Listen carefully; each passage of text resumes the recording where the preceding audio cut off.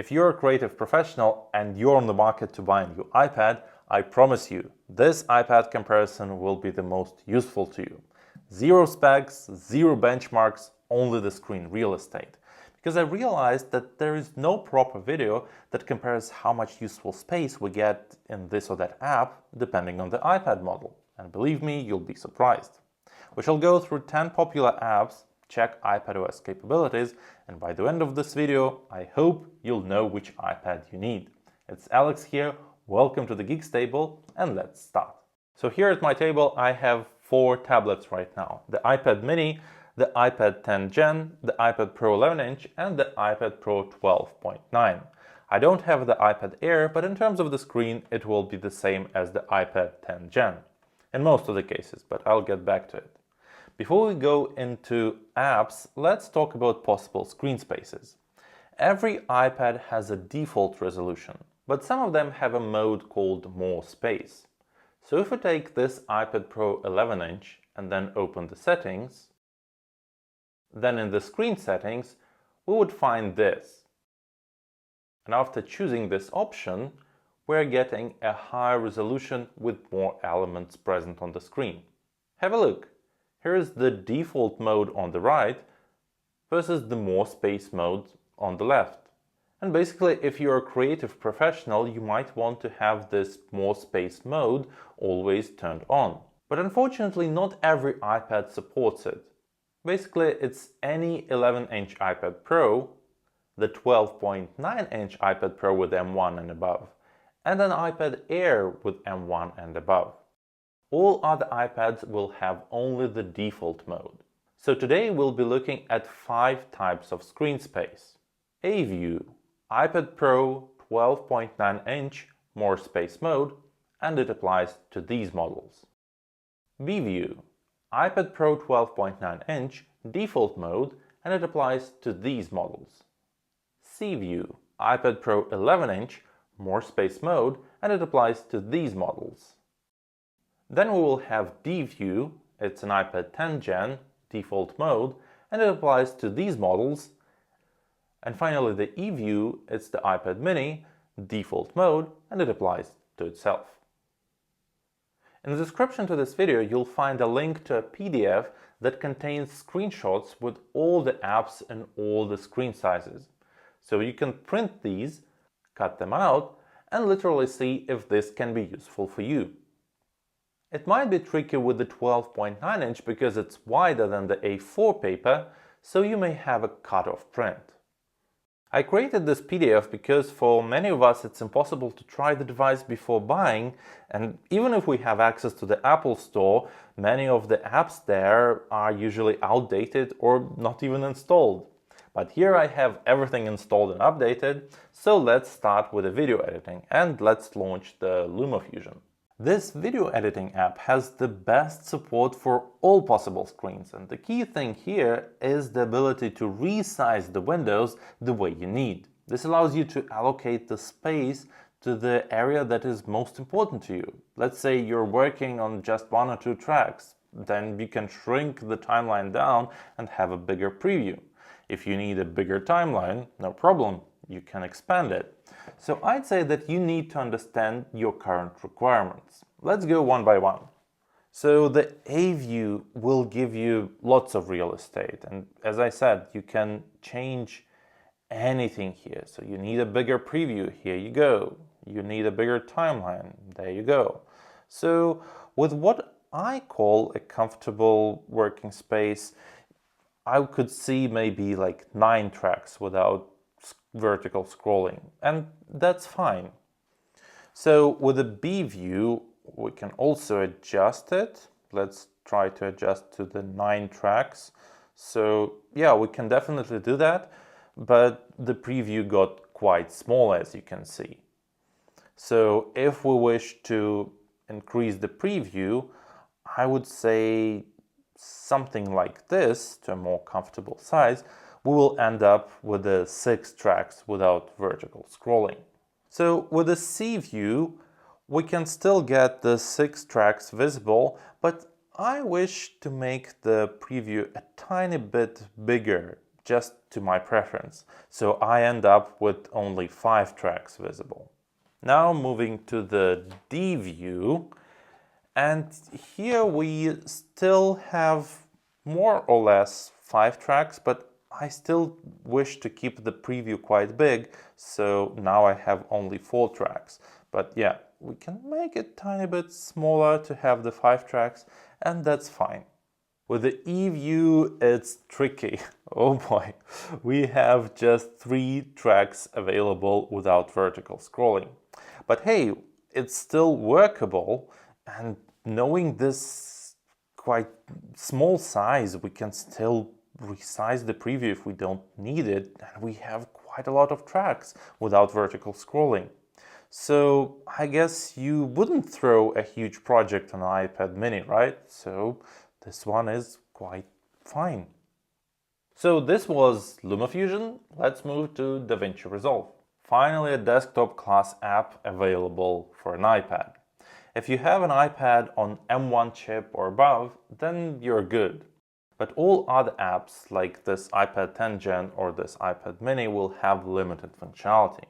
You won't be able to render in 4K, and also some filters might not be working. But this app is free, so you might still want to use it as a video editing environment. So let's check the A view, and unlike LumaFusion, you can't really change a lot of window sizes here. So you can resize the Media tab, if I will put my finger correctly, yeah. But you can't resize the inspector, for example. But you can resize the timeline, which is good. So if you have lots of tracks, it's fine, but then the preview gets smaller.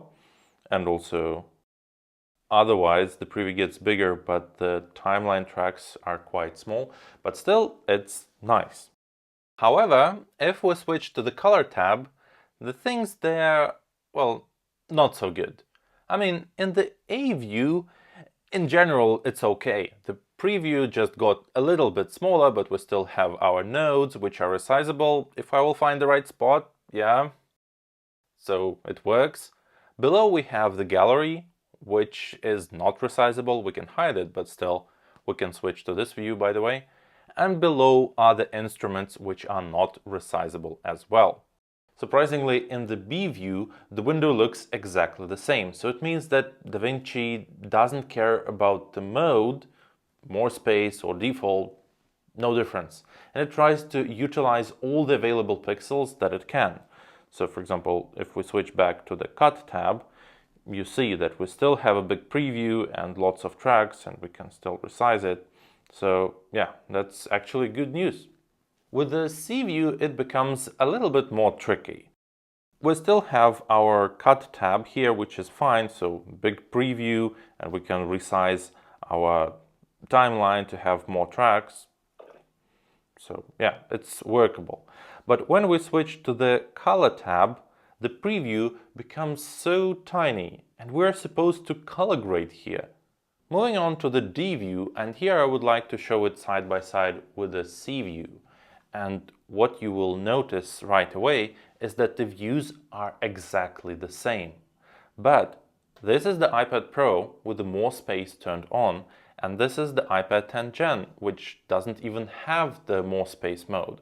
So DaVinci did a great job utilizing all possible pixels with all possible resolutions.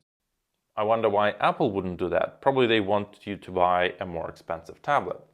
But this is actually good news for those who wish to buy a cheaper iPad like iPad Air or this 10 Gen, because you'll get the same workspace as on the 11-inch iPad Pro. Just remember about the 4K limitations that I mentioned before.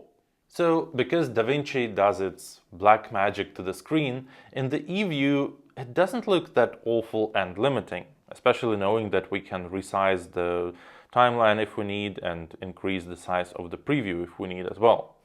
If we switch to the color tab, well, the preview is just so tiny, and you probably won't be happy editing on such a device, but for sure it's possible to view and do small changes to the project. And now let's move to the Lightroom. So we moved from video editing to photo editing, and as much as I hate subscriptions, Adobe Lightroom is by far the best in editing raw photos and keeping them in the albums.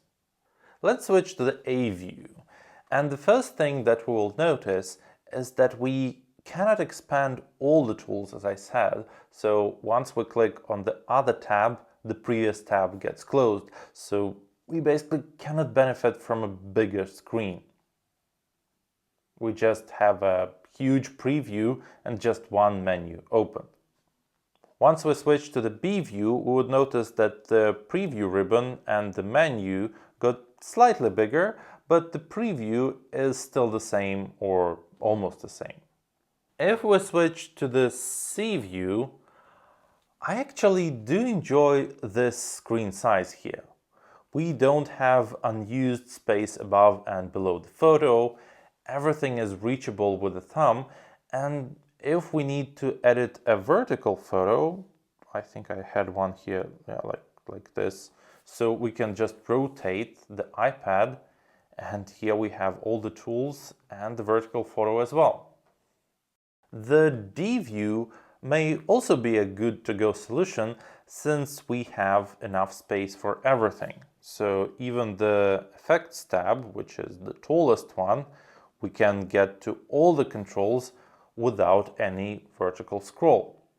So Lightroom will be good enough for older iPad Air models and this iPad 10 Gen. With the E view, well, it looks quite good actually. I mean, I wouldn't spend a day editing here, but it's quite useful and everything is reachable with a thumb, so on the go from a shooting location to home, why not? Now let's talk about the Affinity photo. This is a huge alternative to Photoshop and you can turn it into one and only place to edit your pictures. But even though this app was designed for an iPad, it has so many small buttons, so I just can't imagine myself using it without a keyboard or a pencil. That's why I attached the keyboards to the iPads. Well, except to the 10 Gen because I don't have that one. Let's check the A view. Look how tiny the buttons are. Let me know down in the comments how do you feel about this. I think it's only usable with the mouse or Apple Pencil. And for the first time, I think that it's less comfortable than the B view. Speaking of the B view, the buttons here are also tiny, but they're a bit bigger and it's already an improvement. At least they are somewhat the size of my thumb. But anyway, we have quite a big space to work in, and if you prefer to have a big table with a big painting, then this iPad would be great for you. Even the A12Z or A12X generations that don't support more space mode. So yeah, those are fine for the Affinity photo. Moving on to the C view, and honestly, if you don't need that feeling of a big space, then this screen size is good enough for drawing or editing in this app. Again, the buttons are a little bit too small, at least for me, but that's because the C view has this more space mode turned on. However, if we go with the D view, where we don't have that more space mode, then here we have the situation that is a little bit better. We have the same screen size, but the buttons are bigger, so in my personal opinion, Affinity Photo is best to work with the default mode rather than the more space one. And if we look at the E mode, this will definitely be a torture to your eyes. Look, everything is so tiny. But I won't hate it. Maybe you're the one who will say, this is the best size. I have a fully editing software in my pocket and I can use it with a pencil and with a keyboard. Let me tell you about the keyboards real quick. I know you'll be asking in the comments, tell me the model, so I'll be proactive. They're definitely not sponsored and moreover, I cannot fully recommend this brand. So the brand is called DOQO, I hope I pronounce it correctly. And the concept is great. So this is a Bluetooth keyboard with a trackpad, so I can use it remotely. I can even attach it via Bluetooth to another device. But it has an annoying bug, so let me demonstrate it to you. Here I'm using my trackpad, but if I move my finger to this black bar, you see, it jumped above. Once again, it jumped again. So I don't know, it's probably a software bug. So this black ribbon here, I actually had to attach it manually by myself. So when I'm using it, my finger feels it and it doesn't go below. So I don't get this error, but otherwise it's quite annoying. So I don't know, maybe it's the quality control, maybe it's something else. There's also this nice keyboard for an iPad mini. I never had problems with this one. And I think this is probably the only keyboard with a trackpad that I could even see for an iPad mini. And it's fine. So you can use it like this, and yeah, I never had any problems with this one. But I don't know, so if they have the quality control like this on these keyboards as well, maybe I was just lucky. So I just cannot recommend it fully. But anyway, I will put the info about these keyboards in the description, but please think twice before ordering and also check the return policy. Now back to the good part. The good part is the accessories that I will recommend, and this one is from MOFT, the company that is famous for its folding accessories. And this is their latest Folio case for the iPad.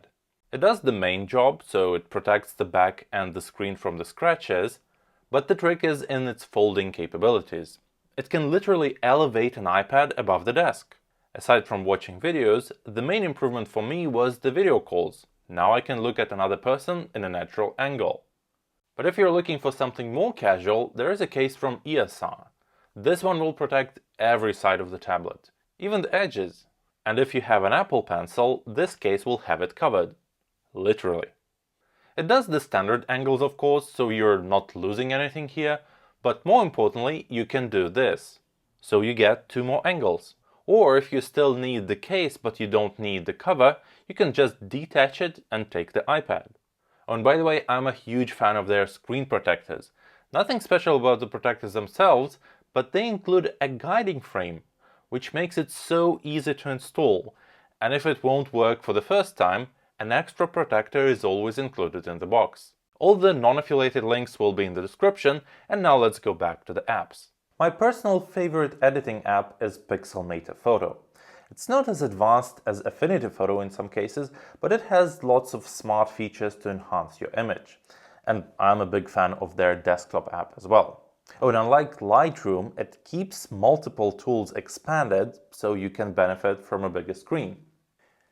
In the A view, it just looks amazing. I mean, you have a photo, you have a histogram, you have all the necessary tools, and you can expand all of them and just use all the possible screen space that you need. And even below you have a ribbon with the filters. That's basically perfect. If we turn on the B view, it will also be fine. So if your model is limited to the B view, then you're still good. No need to buy the M-chip iPad. But we are still losing some space because of the bigger controls. And not only the controls are bigger, this panel is wider. So we are losing quite a bit of the preview window. Not a big deal on such a screen, but still worth noting. In the C view, it's also very compact and we have enough space for both, the preview and the tools. And even if we turn on all the possible tools here, we will still have each of them visible without vertical scrolling, which is great. In the D view, I would say that we're pushing to the limit, because the basic tools that we have here, they fit just perfectly without a need of vertical scrolling. But we'll be scrolling quite a lot because we might use other tools. I mean, I always use the white balance, which is not visible properly when the basic tools are visible. And I use it together with the basic tools quite often. So this screen is okay-ish, but not perfect. And finally, the E view. Just endless scrolling up and down. If you're fine with this, then sure, but I ended up not using the Pixelmator photo on the iPad mini, just because these scrollings take quite some time, and I also have to switch my attention from the picture to the menus all the time. If you're into drawing, then I'm pretty sure that you're familiar with the Procreate app. And the way this app is built makes any screen useful. Just look at the A view. Most of the screen is the content itself. And it just has a tiny little line above it, which is the menu. And if you need to change the brush, you won't even need to scroll because all the menu is visible. Well, you probably will need to scroll a little bit just because there are so many brushes. And even if we switch to the B view, we still have all the screen for us to draw and all the menu is visible. So if you have the B view iPad, it's still good. And same with the C view. Here we have a smaller screen, of course, but because of the more space mode, we still have everything accessible quite fast. In the D mode, the elements become bigger, but again, thanks to the interface of the app, it doesn't feel like we're limited. So, dear developers and designers of Procreate, thank you. And speaking of the E mode, I personally know someone who draws specifically on an iPad mini and says that all other iPads are too big. So yeah, this app is universal indeed. Moving on from pictures to music. If you're into podcasting or any other audio editing work, then Ferrite Studio is the one of the greatest apps that will get you covered. You'll be comfortable on any screen here, but if you mix a lot and you work with many tracks, then do consider to have a bigger screen. On A view, you'll get 8 streams without editing, and for me that would be an overkill, but if you have a massive talk show to edit, then this is the way to go. And you can even do this, so you can shrink them down and add more tracks. But in this example, I will stick to the default height just for the consistency. In the B view, everything gets bigger, so now we have 7 streams without scrolling, which is also fine for most audio editors, I guess.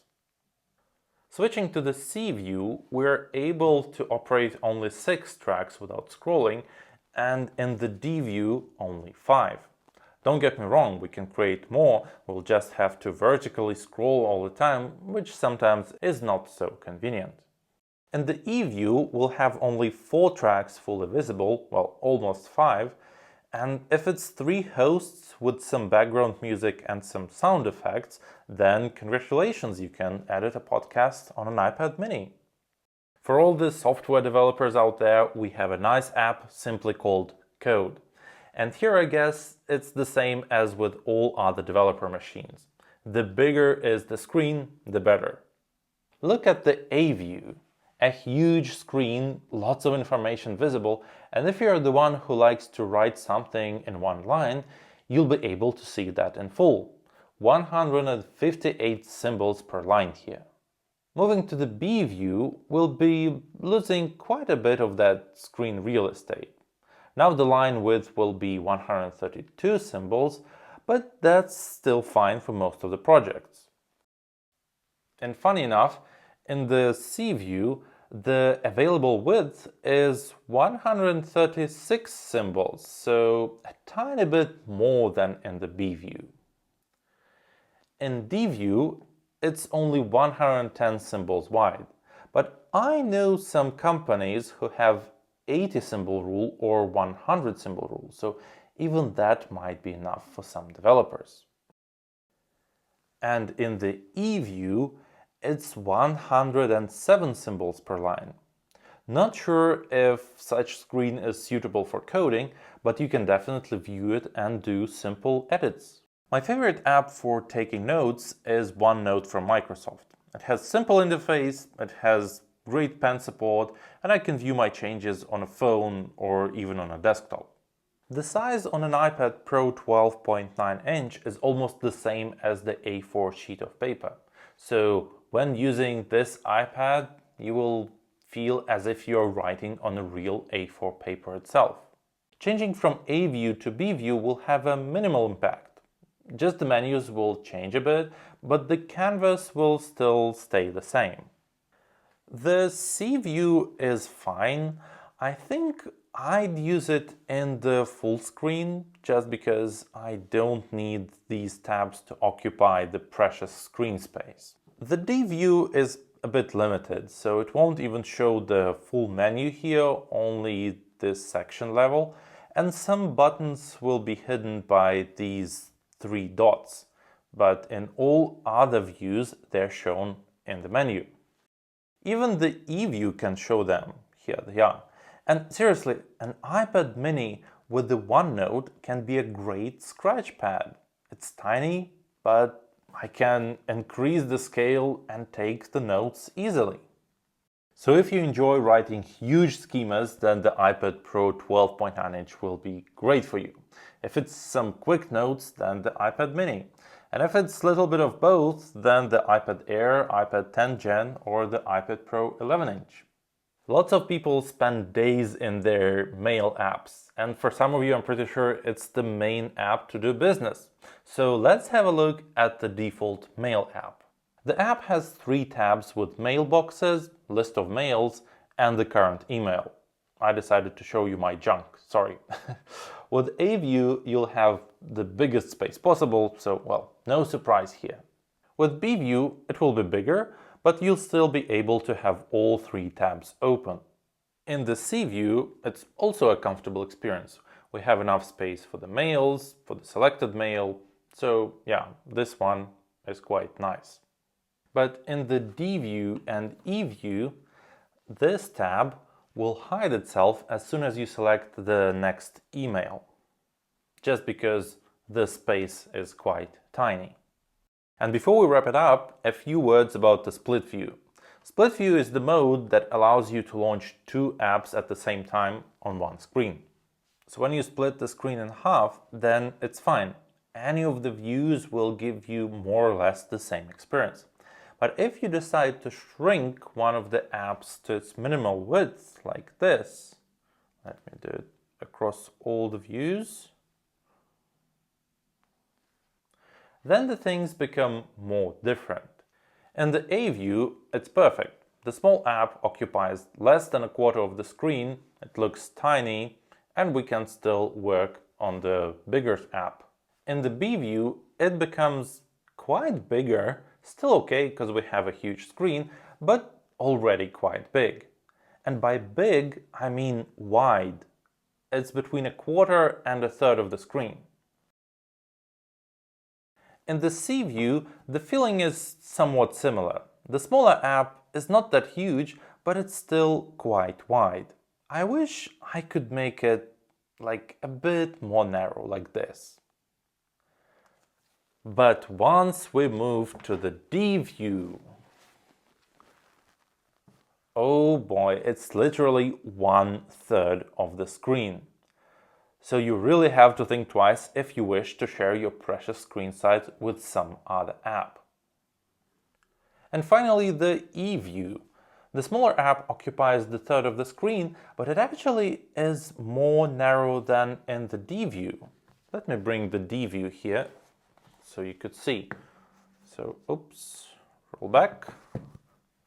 So you see how smaller or narrower the E view is compared to the D view. And I could even bring the C view here, and you could see that the E view is basically the same as the C view. So D view is the bad boy here. It gives you the widest small app possible. And here we are with our apps and iPad screens. Again, a reminder to you that in the description you'll find a PDF which you can print out, and hopefully this video helped you to understand which iPad screen size you need. Write it in the comments, by the way. It will be quite interesting to understand which of the iPad screens is the most popular. And if you found this video helpful, please hit a like and subscribe to the channel. It's been Alex, and see you at the Geeks Table. Bye bye.